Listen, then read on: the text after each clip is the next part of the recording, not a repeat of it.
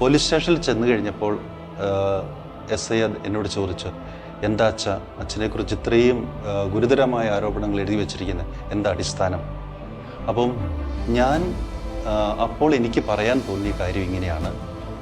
ഞാൻ പറഞ്ഞു, ഞാനിവിടെ ഇരിക്കാം, സാറ് ആശ്രമത്തിലേക്ക് പോയിട്ട് അവിടെയുള്ളവരോടും ചുറ്റുപാടുള്ളവരോടും എന്നെക്കുറിച്ച് ചോദിക്കുക, എന്നിട്ട് നിങ്ങൾക്ക് ഉചിതമായ നടപടിയെടുക്കാം.